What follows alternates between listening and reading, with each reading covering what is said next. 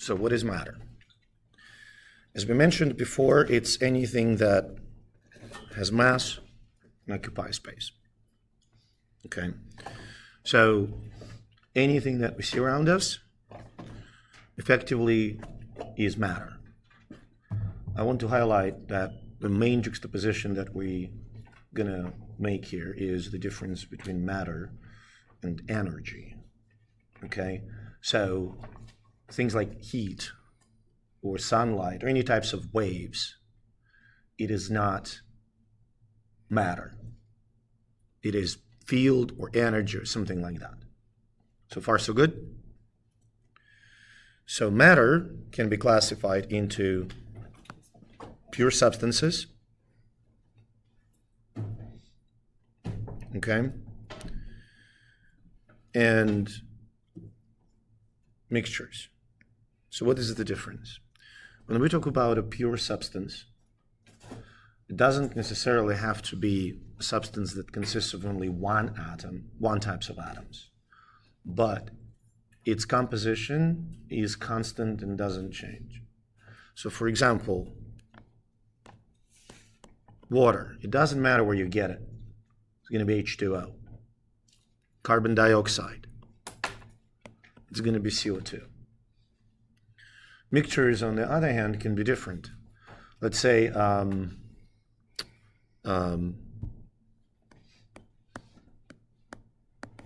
solution of sodium chloride.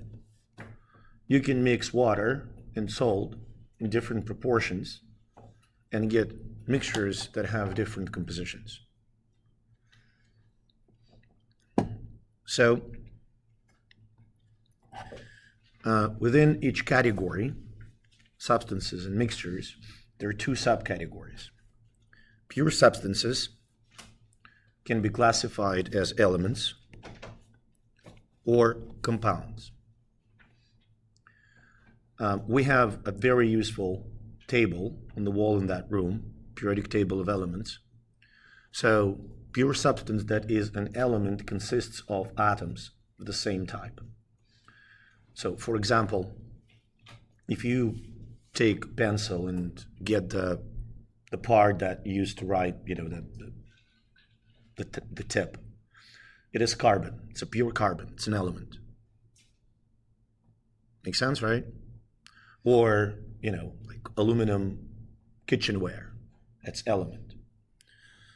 Compounds consist of two or more different types of atoms, effectively two or more elements that are chemically connected. Now, mixtures can be divided into homogeneous and heterogeneous. Just few word things. So homo means the same. Hetero means different. Okay? And whenever you see that part, gen, origin, generation. So homogeneous mixtures cannot be separated by physical methods. We just mentioned the solution of sodium. Well, they can be actually. No, they can be. But you can't, the composition of homogeneous mixtures is the same throughout. So for instance, if you take salt solution, right? No matter which part of the bottle you're going to sample, you're going to have the same composition, same concentration of salt. Okay? Heterogeneous mixtures aren't like that. I find it a little bit too much to exemplify the heterogeneous mixture by mixing water and a bunch of coins. I mean, technically it is a mixture, but it's kind of stupid. But let's say you mix sand in water, it's gonna settle down, it's gonna separate eventually. Okay? That's heterogeneous mixture. Any questions so far? Let's take a closer look at this, guys. So the very important thing about pure substances is that their composition is fixed. So why this is important? If I tell you that I have something made out of copper and you have something made out of copper, we know that your copper and my copper are the same copper. Okay, it doesn't matter where this copper is sourced, same composition. Okay, so we mentioned that pure substance can be an element if it contains only one type of atoms, and compound has to be not a mix, but the composition of two or more elements. But this is one of the most important statements that we're going to make. The elements in the compound are combined in the same proportion. Okay? One of good examples, well, a couple examples. So, simple example. Carbon dioxide, right? What is the formula? CO2. Okay? Is it in this room right now? Yeah, there's a fair amount. Not a lot, but there is CO2. Okay? Carbon monoxide, CO. You see the different ratio. 1 carbon, 1 oxygen instead of 1 carbon and 2 oxygens. Same types of atoms, but the different ratio makes all the difference. Carbon monoxide, well, first of all, if I will fill this room with either, we're going to die. But carbon monoxide will kill you much faster than carbon dioxide. Okay? Make sense? Another example that I really like is this. Okay? Carbon, hydrogen, oxygen. This is glucose. Okay?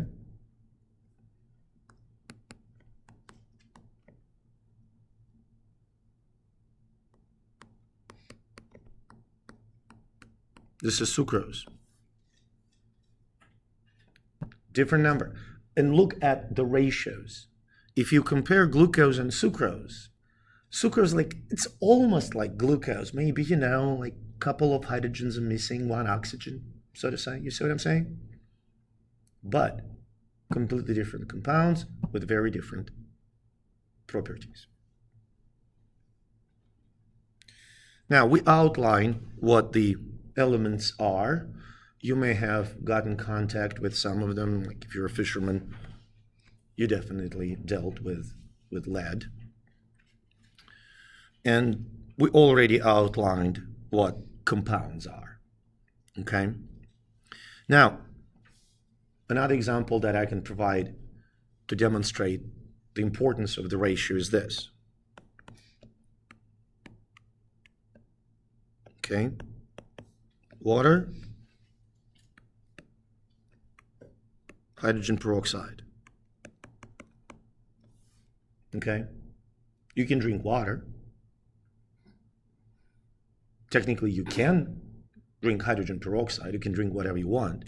You're going to die because it's extremely irritating, very strong oxidant. The difference, 1 oxygen atom. That's it. Again, it shows you how important the composition is. Now, obviously, the compounds, those that are composed of 2 or more atoms, each atom represents an element. And this is the classic illustration. Like every chemical textbook has it as an example. So what is sodium? It's metal. If you put sodium in water, there's going to be an explosion. Like dead serious. I didn't tell you this, okay? If you decide to do it, I'm not the reason for it, okay? Chlorine is the gas. Very toxic. was used as a chemical weapon during World War I. Both elements are, in pure state, they pretty bad. You put them together, you get a table salt. Okay? Nothing special. So the compound may not align with the properties of the elements that make it up. So mixture, right? Two or more substances that are not chemically combined, okay? And the substances can be separated by physical methods. Let's chill a little bit on those absurd mixtures like water and spaghetti, okay? And instead, let's just think about salty water, okay? So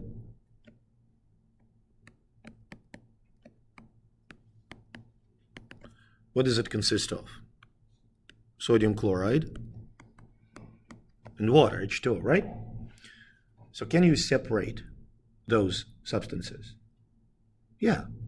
You can basically heat up the solution, somehow collect all the water vapors, put them aside, and what you have left is sodium chloride. Separated them. So it's not a chemical reaction that we just exemplified. It's a physical process. Those substances did not change. They're not altered. Okay? So depending on the composition of your mixture, you may use different approaches to separate it. We just showed the approach with, evaporation, especially for heterogeneous mixtures, filtration, okay? Chromatography, for example. You can make a homogeneous mixture of several dyes in, alcohol, for example, and then apply to water and to paper, and it will climb, and different dyes will climb at a different rate. So, homogeneous mixtures. Composition is uniform throughout the sample. Okay? And different parts of the mixture aren't visible. Example that they use is brass, the mixture of copper and zinc. The example that we used is salty water, brine. So an example of homogeneous mixture is present around us in this room. It's air. We don't see different parts of air. And generally speaking, by and large, the air composition is the same throughout. 79% nitrogen, 20 and a change percent oxygen, small fractions of percent of carbon dioxide and water vapors and noble gases. Okay, air is not suitable really for scuba divers to breathe. We're not going to go into the physics of it, but basically you can dive with air in those tanks, but your depth is limited to about 20, 30 feet tops. If you want to go deeper, you have to have special mix, which would, for instance, exclude nitrogen. Okay? The reason is when people start getting up, nitrogen starts boiling in the water, in the blood. Heterogeneous mixture, the composition is different throughout the mixture, and you can see the parts. Okay? Sand in water, right? I just find this examples a little bit. Okay, so pure substance or a mixture. A, pure substance or a mixture. Come on. Pasta and tomato sauce, mixture. Homogeneous or heterogeneous? Mix. pasta and tomato sauce? Does it have different ratio of tomato sauce to pasta in different parts of your bowl? Yeah, probably. Aluminum foil. Pure substance or mixture? Well, element or compound? Aluminum. That's it. Look, just one aluminum. Element number 13. So element. Helium. Pure substance or mixture? Number 2. Pure substance. Number 2. Element or compound? Element. Air. Mixture. Homogeneous or heterogeneous? Homogeneous, yeah. Homogeneous, because this is air. Do you see different components of it? No. The air in that corner of the room and the air in my corner of the room, same air. So, well, we got this. Homogeneous or heterogeneous mixture? Okay, you have to educate me, folks. What is hot fudge sundae? I don't know what it is. I'm dead serious. I don't eat sweets. I know that it's sweet. That's it. What is it? Ice cream? Okay, homogeneous, heterogeneous. Ice cream with like chocolate sauce, obviously heterogeneous, right? You can see different parts. Yeah. Baby shampoo, homogeneous. Sugar water, homogeneous. Here's the deal. Hear me out. How you can tell if the mixture is homogeneous versus heterogeneous. If you leave homogeneous mixture, like sealed, if it's liquid or air, it does not separate into its parts over time. Makes sense? If you leave sugar water in a bottle, it's not going to separate into sugar and water. Making sense? Baby shampoo, same, for a variety of reasons. But I'm going to give you, like peach pie obviously is heterogeneous mixture. Okay? I have a tricky question for you. Like seriously tricky. Anyone dealt with farm animals ever? Any farm experience? Okay. Milk, obviously mixture. Homogeneous or heterogeneous? You should ask again? Homogeneous? You should have asked, what milk? The one that you buy in grocery store. Next time you buy milk, look at the label. Because it says homogenized. I know raw milk, I drank raw milk when I was a kid. If you leave raw milk, like collect a jar and leave it, then what happens to it in about a day? Huh? Well, let's say you put it in the conditions where it separates. It separates. The fat starts floating up. So raw milk is heterogeneous mixture. But you can homogenize it and turn it into a homogeneous mixture. That's your pasteurized milk from the store.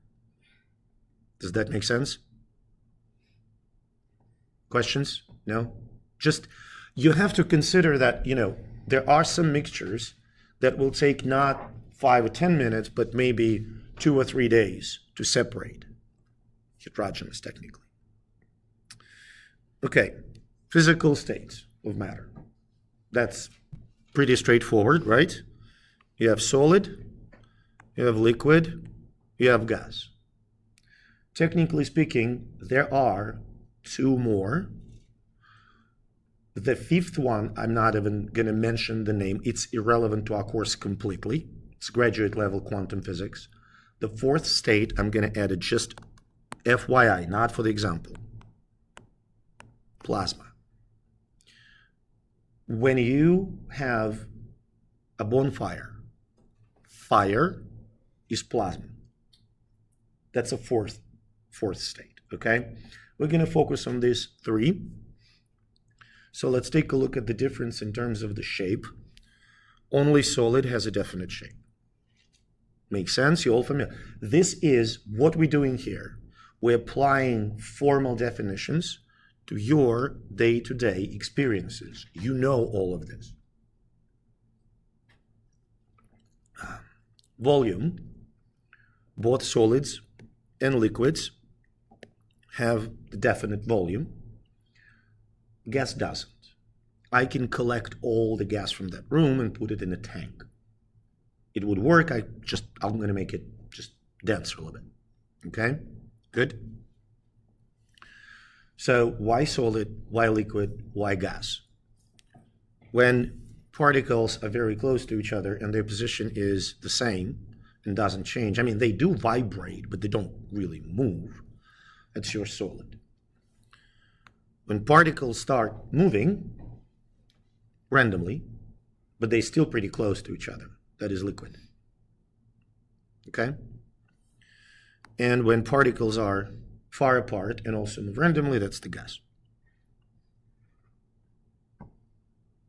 Am I making sense? Now, has anyone ever observed, worked, whatever, liquid nitrogen? Any experience with liquid nitrogen? It's pretty cool. It's liquid nitrogen. So how it is made? It's compressed. So you can turn gas into liquid. When you compress the gas, you force particles to be very, very close, right? Does that make sense? And that's your liquid. Another question, can I turn water into gas? Yes. Yeah. I can heat it up. When I apply enough energy, the molecules will move so fast that they will become far apart from each other. Reasonable, right? Okay. So obviously, the farther the particles are apart, the less they interact. So that statement, essentially none. We have to take it with a grain of salt. Because in reality, of course, there is interaction. But for our intents and purposes, every time when we talk about gases, we presume that the molecules are so far apart that they do not interact with each other. Clear? Movement.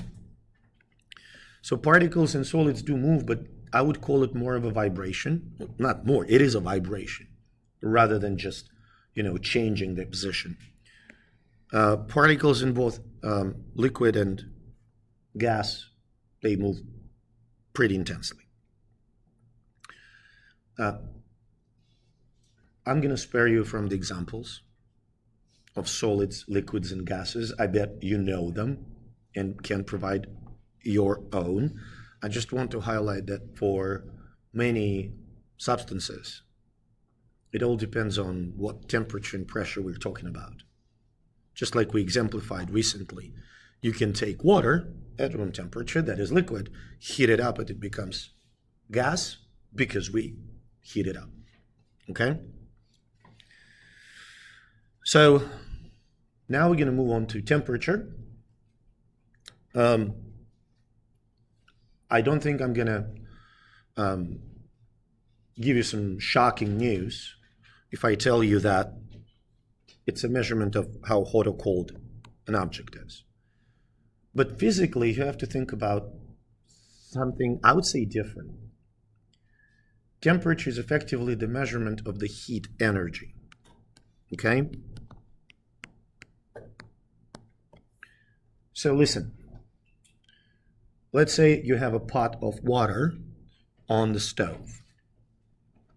Can you heat it up? Can you make water, not room temperature, but scalding or boiling? Can you? By turning the stove on. And the stove will use energy and transfer that energy, convert electrical energy into the energy of heat, and transfer that heat energy to the water. Does that make sense? Clear? hypothetically, say this water evaporates. That evaporation, if I manage to direct the steam somewhere, can it hypothetically rotate like a turbine or something? I mean, why not? If it flows, it can. Can I turn the rotation of that turbine into electricity? Yes, this is how power plants effectively operate. They create steam which turns a turbine. Am I making sense?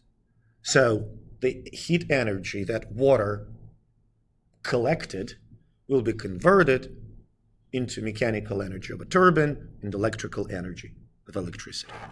Make sense? Okay. So does anyone know how these thermometers, like old-fashioned thermometers, how they operate? There's mercury inside. Say again? Mercury? Well, it's now for outdoors, it's usually not mercury, but alcohol. But yeah, there's a liquid. What happens to liquid when you heat it up? Dries. Why? What happens to any liquid when you heat it up? The particles move. It expands. Yeah, it's like gas, right? If you will make a inflatable balloon and put it like a black one, you're gonna inflate it here, and then you put it outside in the sun. It will heat up. The gas will expand, and the balloon will explode. Am I making sense? So the liquid in the thermometer expands, but only one way it can go is up. So this is why it rises. We do measure it in Celsius. Okay, and this is the illustration that I like a lot, which shows you that the Fahrenheit scale doesn't make a lot of sense. Okay, I'm going to really rant against it. I know that you're all going to be using it, no problem, but just hear me out. So here's what you have. Celsius scale makes sense. Our life circles around water. So it's reasonable to acknowledge that the freezing point of water is 0 and the boiling point of water is 100. So you have 100 degrees between boiling and freezing. For some reason, freezing point of water in Fahrenheit is 32. If anyone would be able to explain to me why it is 32, why it is not 13 or 5, I'd appreciate that. And then the boiling point is to 12. If you divide that range into a certain number of units, grades, right, degrees, 180 is an awfully weird number. So, just saying. What about Kelvin and Celsius? We mentioned it last time, that the grade, the degree, in Kelvin and Celsius scales are the same. Kelvin just starts lower. So absolute 0, somewhere here, the lowest possible temperature in the universe, not just on Earth. The laws of physics postulate, show that nothing can be colder than 0 Kelvin. Okay? Good? And then turns out that when you start calculating that stuff, water freezes at 273 and boils at 373 Kelvin. Am I making sense? Okay.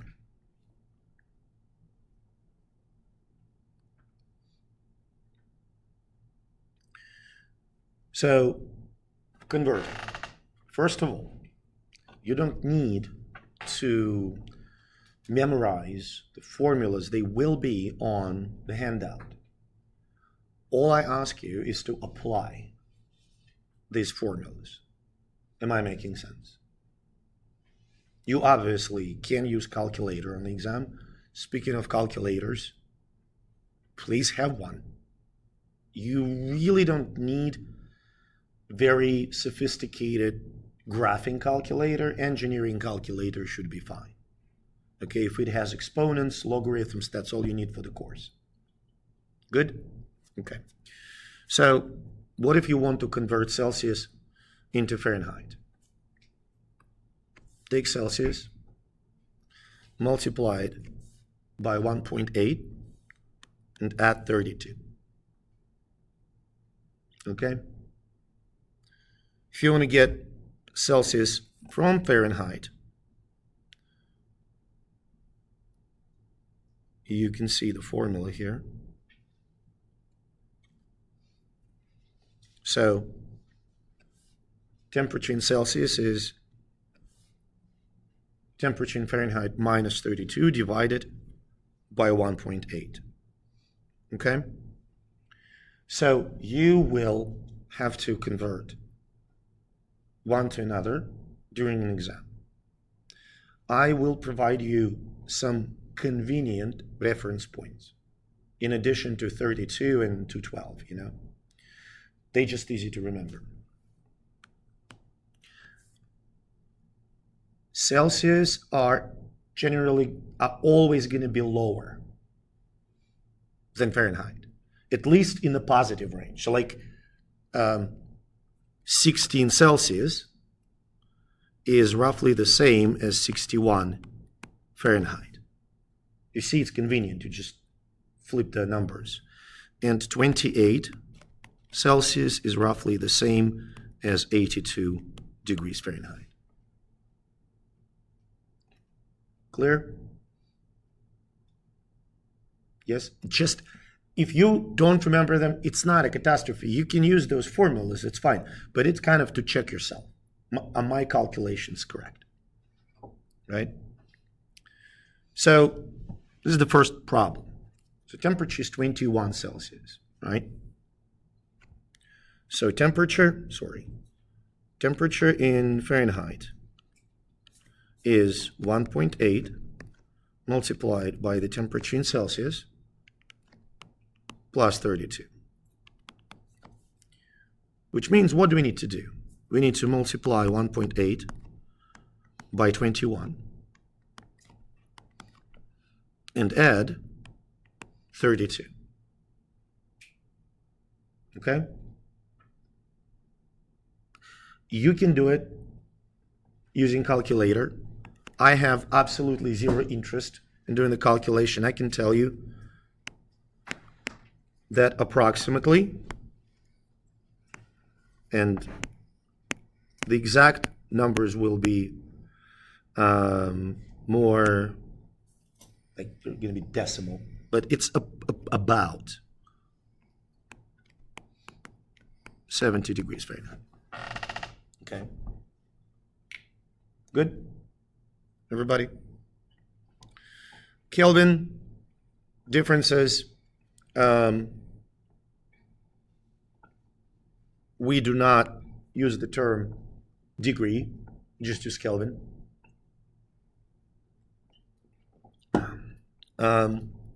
It does not have negative temperatures, and 1 Kelvin is the same as 1 degree Celsius.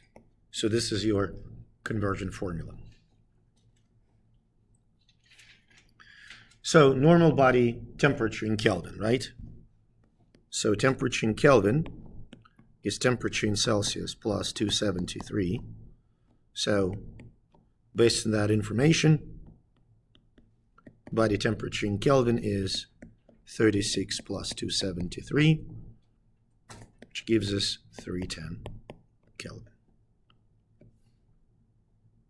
Good? Okay. So, negative 15 Fahrenheit. What is it in Celsius? Well, let's figure it out. Remember how we do it. We take temperature in Fahrenheit, subtract 32, and divide by 1.8. So, minus 15 minus 32 divided by 1.8 gives you minus 47 divided by 1.8. This whole idea makes sense?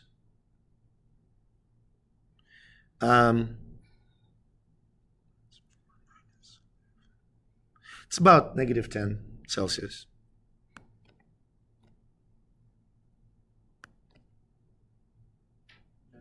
No. Negative 20.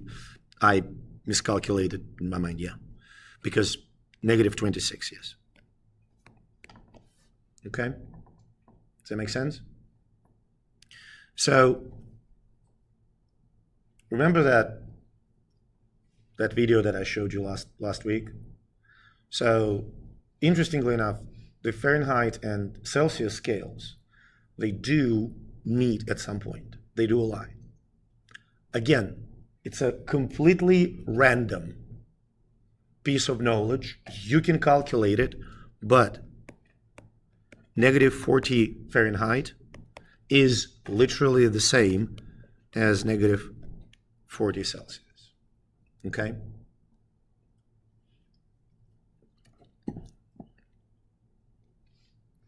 So, hypothermia, 34.8, let's convert it to Fahrenheit.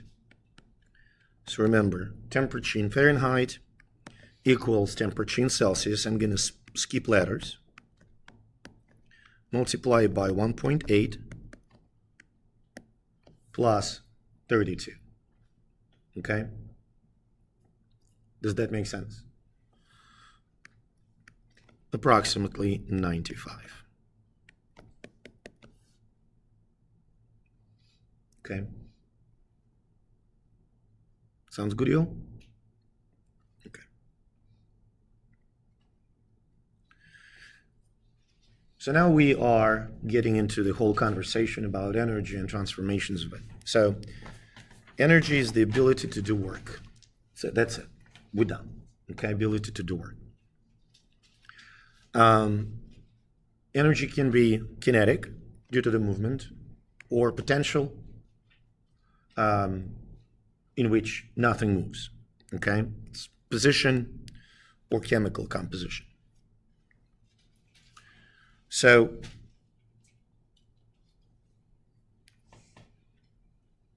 when you think about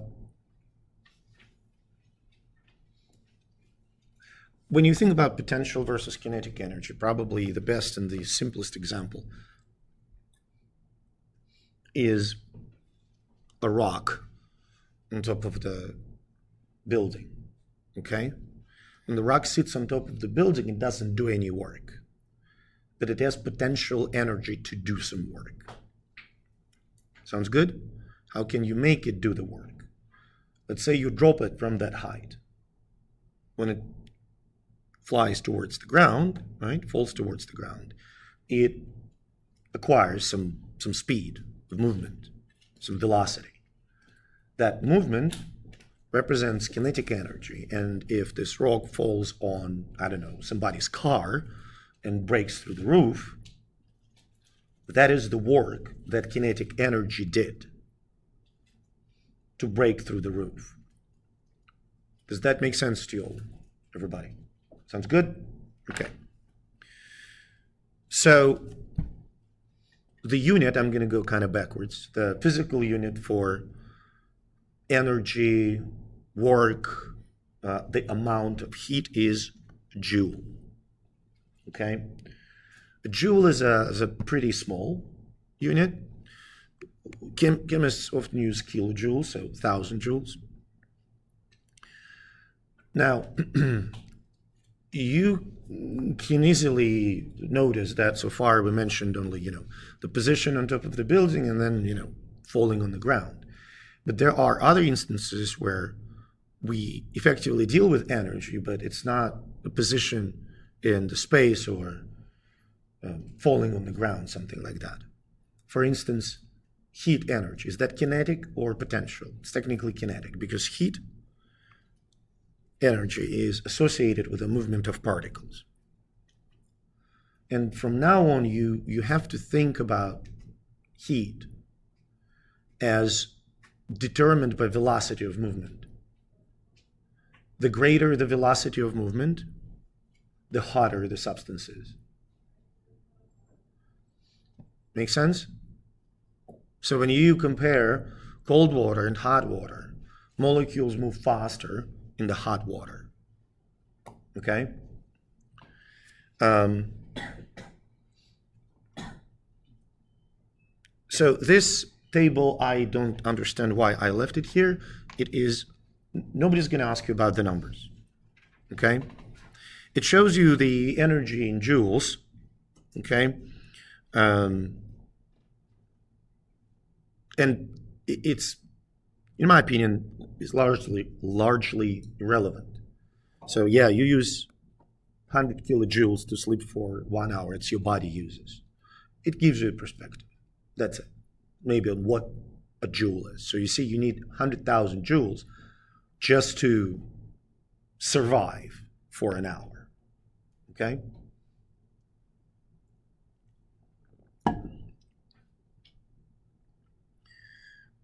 So chemists often use, in addition to joules, often use the unit calorie. Okay? So I always tell everybody that when you study science, chemistry and biology in particular, you have to be imaginative.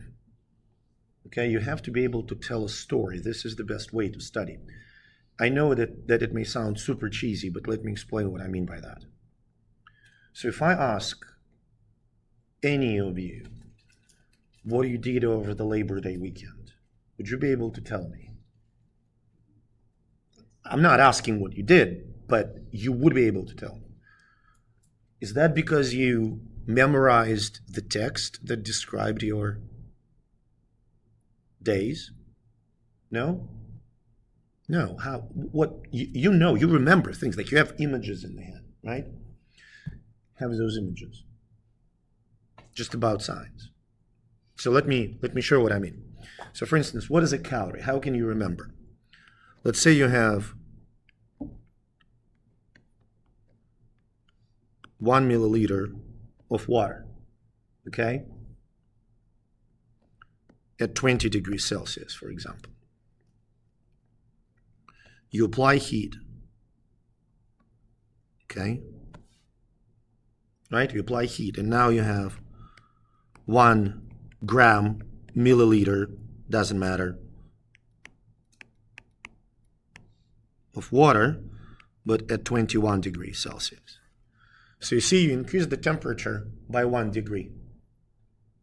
Does that make sense? Yeah? See that? Good? So, that's a calorie.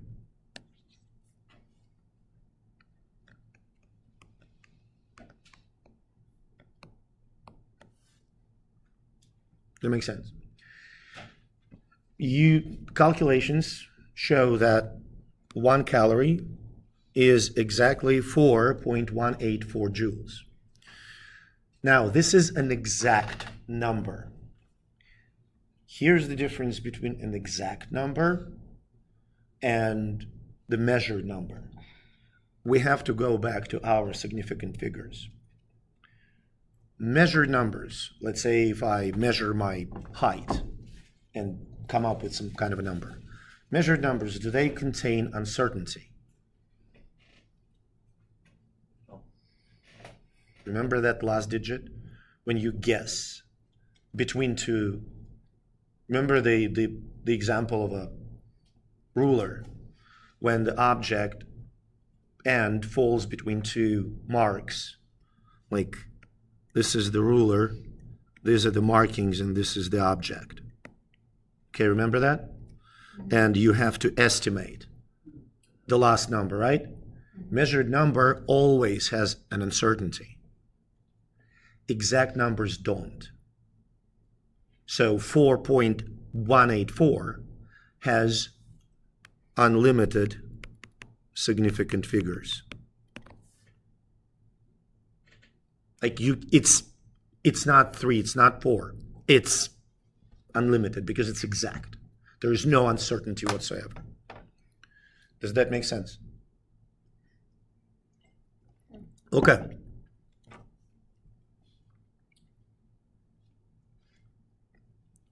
So 150 joules, okay? What do you do to go from joules to calories? Use the conversion factor, right? If joules are from, do they go on top or in the bottom? Top. Remember, from is on the bottom, basically rhymes. To is on top. So from joules to calories. How many joules are in 1 calorie? 4.184. Okay? So that's going to be this. And you always check that units cancel out. Good? Awesome. So you're actually going to be determining, I think it's the second lab. I don't remember. You're going to be determining the caloric value of foods, marshmallows, and some horrifyingly unnaturally looking cheese puffs, yes. So you're going to be determining the energy value. And when you eat food, the primary sources of energy are carbohydrates. When you run out of carbohydrates, it's fats. And the last resort is proteins. Okay? So when you look at the label, and I can tell you my personal struggles with the food labeling in the States. So when you look at the label, what do you see? You see the serving size, and then you see all the parameters per serving size. Making sense? So how many calories do you have per serving size? 130. How many of them are coming from fat? 40. And we can keep going, and then everything else is per serving size. To be fair, I find it very convenient now. When we moved here in Russia, everything is per 100 gram. Does that make sense? So when you look at the food label, it tells you what is the fat percentage per 100 gram, which was easier for me for the purpose of, like, what is the fat percentage in milk that I buy? Like skim milk is 2%, whole milk is about 3.2. You can calculate it. But my point is, like, I was used to a different system, and I must say this is much more convenient because you know what you're actually eating if you just do one serving. So how do we measure the energy value of food? We use a calorimeter. Okay, this is quite literally what happens. So you have this chamber, which is made out of steel for several reasons. One reason is it is steel, it's heat resistant. Another reason, it does not absorb a lot of heat. Am I making sense? So when you put a sample of food and you literally burn it in the atmosphere of oxygen, the energy that is released is transferred to the water that surrounds the chamber. You with me? The more energy will be transferred to water, the greater the increase in temperature will be for that water. You can measure the temperature and calculate the amount of energy that your food sample released. Does that make sense? So the energy, okay. So when you look at the label, right, it says just how many calories, how many joules, right? That's it. But for energy value for each individual chemical, we use the amount of energy per unit of mass, per gram. So carbohydrates and proteins will yield 4 kilocalories per gram. When you burn, 1 gram of carbohydrates, you release 4 kilocalories of energy. When your body burns 1 gram of fat, it releases 9. So from the energy perspective, fat is better. And what do we use fat for? Quite literally, humans, like in our body, what is the purpose of fat? Huh? What is the purpose of fat? How do we get fat? Eat a lot, right? Why do we eat? What's the physiological importance of eating? Yeah, it's energy. When we put a lot of energy and spend not too much, we store it. Does that make sense? Understood?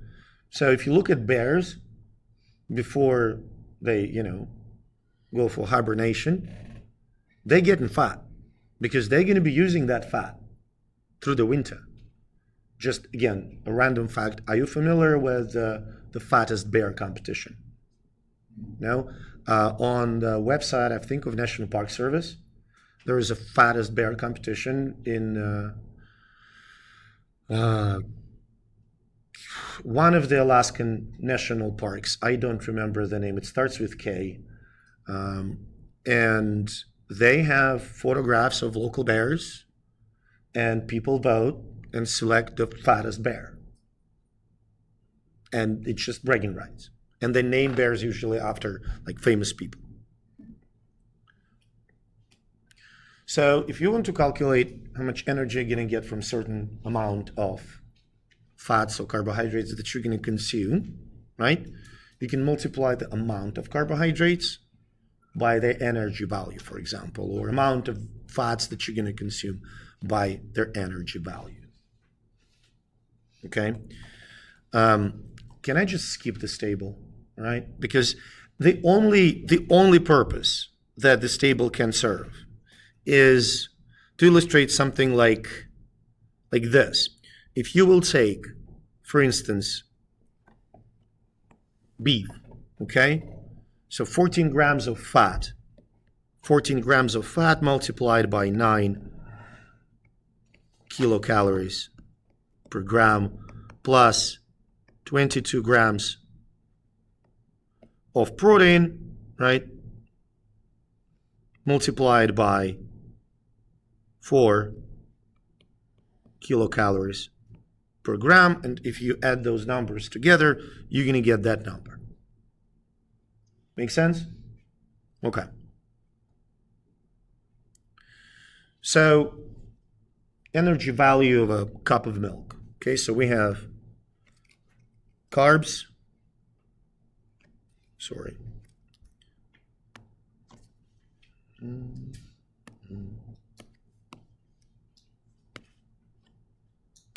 So, we have carbohydrates, fats, and proteins. Okay? We have 12 grams of carbohydrates. We have 9 grams of fat and 9 grams of protein. The energy value, 4 kilocalories per gram, 9 kilocalories per gram, and another 4 kilocalories per gram.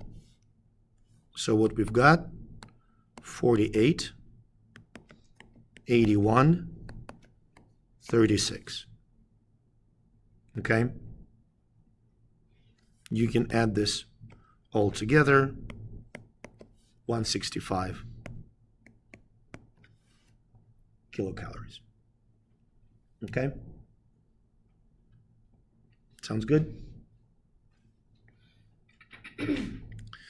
Now we're going to talk about specific heat. So the plan is we're going to talk specific heat. We're going to discuss that, finish this, and take a break because I will need to, do the magic. So specific heat.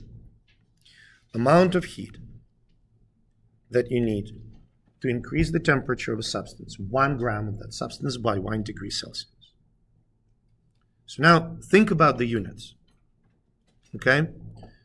So look, it is the heat that you need to increase the temperature of 1 gram, the mass, by 1 degree Celsius.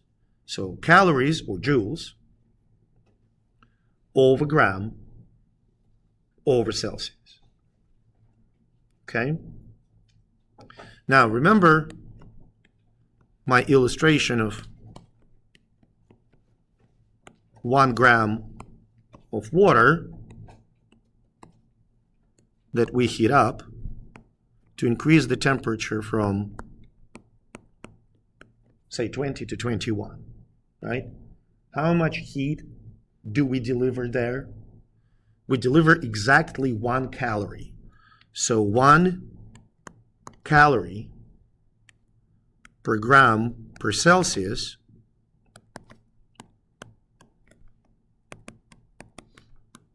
specific heat of water. Now, the conversion factor, remember how many joules are in 1 calorie?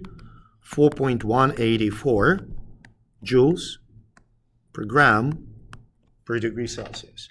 Those are identical constants. Any questions so far?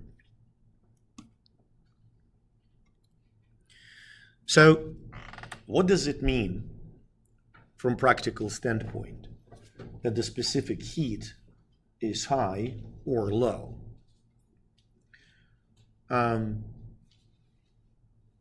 So we give an example, right? You have 1 gram of water, right? So for 1 gram of water, I'm going to put, like water here. You need 4.184 joules per gram per Celsius, or 1 calorie per gram per Celsius. Do you follow my train of thought so far? Good? In comparison, gold has like 30 times smaller specific heat. So you need only a small amount of heat, a fraction of what you need for water, to increase the temperature of 1 gram of gold by 1 degree Celsius. Now, if you go to a really hot sauna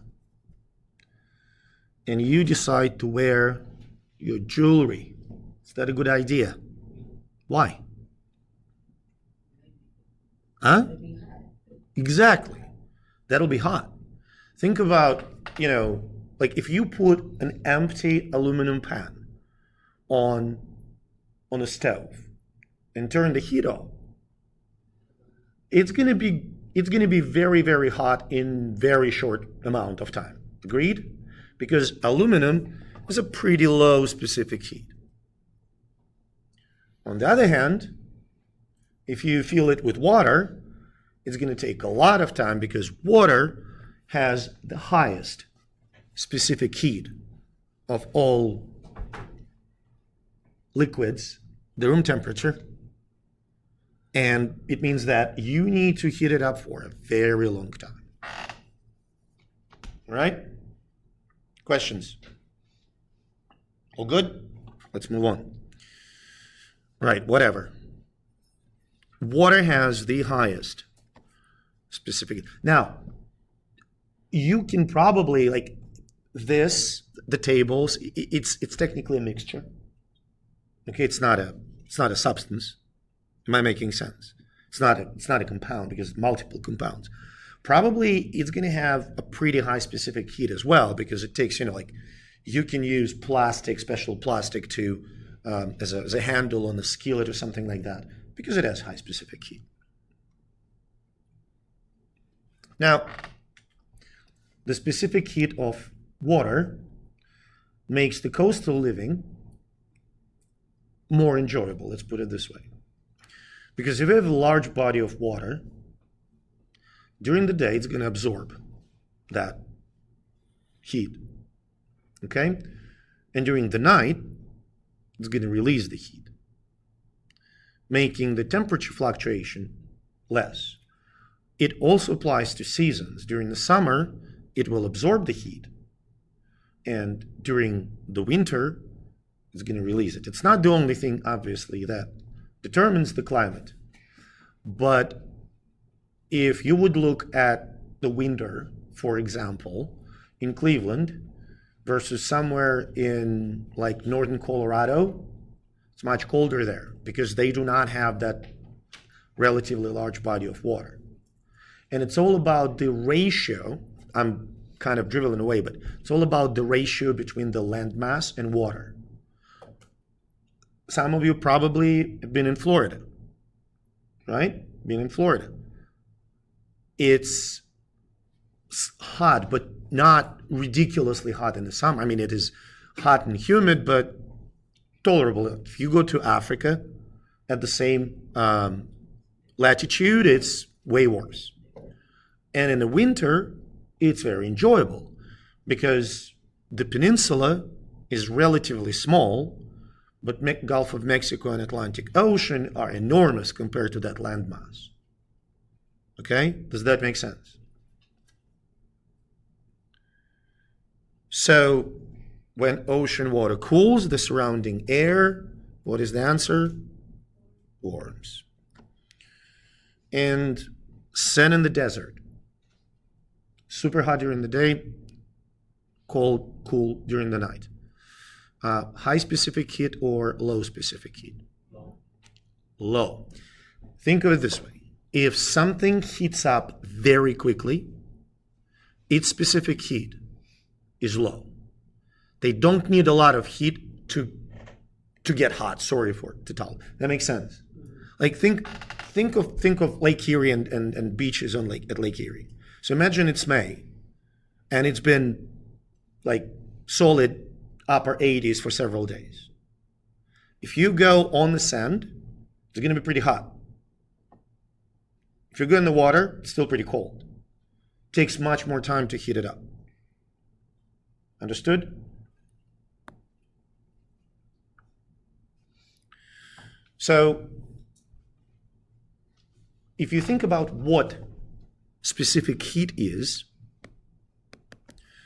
it is, heat over mass over temperature. Okay, I'm just going to give it letter names, so I prefer to do stuff in letters. So we're going to call specific heat C. The heat is Q, mass, and change in temperature.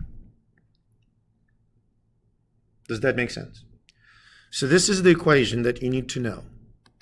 You can put it on the note card. Remember, you're allowed one note card, both sides per exam. So you can calculate any variable here, knowing three others. So for example, if you know specific heat, I'm going to say, can you calculate the amount of heat that you need to heat up your object? Yes. What you need to do, you need to multiply specific heat by mass by change in temperature. If you know how much heat you used, specific heat, and the temperature change, what you need to do in order to find mass, it will be heat that you used divided by specific heat and the change in temperature. What if you need to find what is the temperature change, heat that you used over mass and specific heat? Okay? So for instance, here's an example. We're not going to do any calculations, but this is how I would approach problems if I were you. So first of all, identify what you need to calculate. Energy in kilojoules. Okay, that's your unknown. For the energy, we use the letter Q. And the equation that I provided to you was this. Specific heat is the heat over mass and change in temperature. Okay? So this is what we need to find.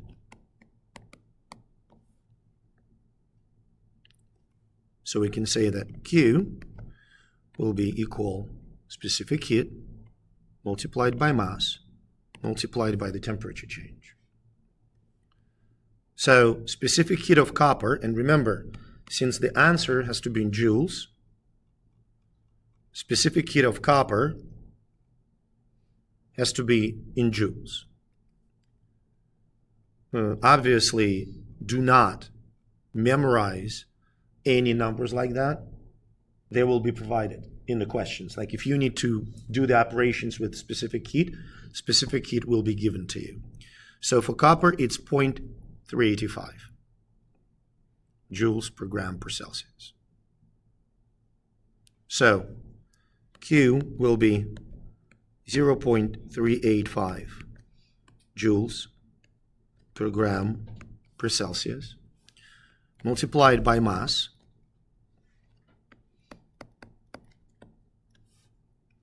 (255 grams) and the temperature difference, which is 185 minus 24, which gives us 161 degrees Celsius. That's your answer in joules. I'm not doing math. You can do it yourself. Okay? Things to pay extra attention to. First, okay.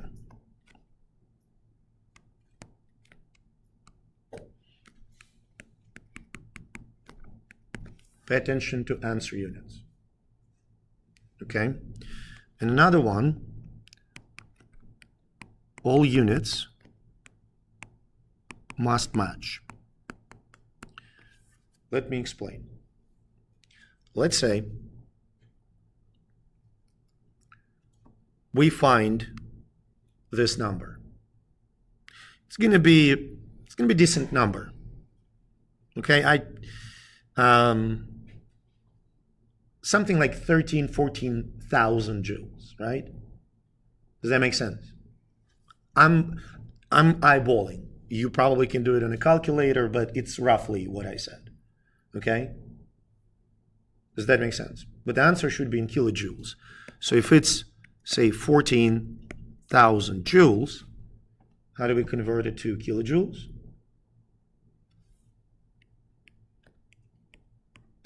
(14,000 joules). You need to go from joules to kilojoules. Do you follow my train of thought? The conversion factor, 1 kilojoule, contains 1,000 joules. 14 kilojoules. Make sure that you give the answer in the units that are required. Does that make sense? Second thing, units must match. For example, I give you instead of 255 grams, I give you 0.255 kilograms. You can't use it. Is that understood? Because check this out. Your specific heat is in joules over grams over Celsius, but your mass is in kilograms. So make sure that you don't multiply like kilograms where grams belong. Make sure that if you are given the heat in kilojoules, convert it to joules. My suggestion every time, just tell yourself, okay, I must make sure that all my parameters are in grams, joules, degrees Celsius. Am I clear? Okay, awesome. We're now talking about the heat of specific heat of freezing, heat of melting, heat of evaporation. So melting point, substance converts from solid to liquid, and freezing point, the opposite. Okay? Does that make sense? So technically when you melt silver and then it converts back to solid, it technically freezes. Okay? So you basically deliver so much heat that particles in the substance start moving so aggressively that they start changing positions. That's your liquid. Evaporation, I would say not only water, but any liquid molecules, and they get enough energy to leave the surface. Okay? That make sense?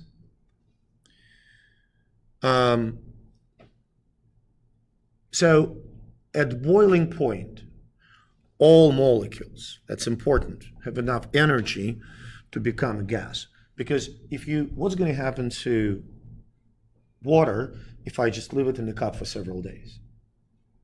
It's going to evaporate, right? Make sense? But it doesn't boil, it evaporates slowly. When you boil it, you bring it to the temperature beyond which all molecules will become gas. Does that make sense?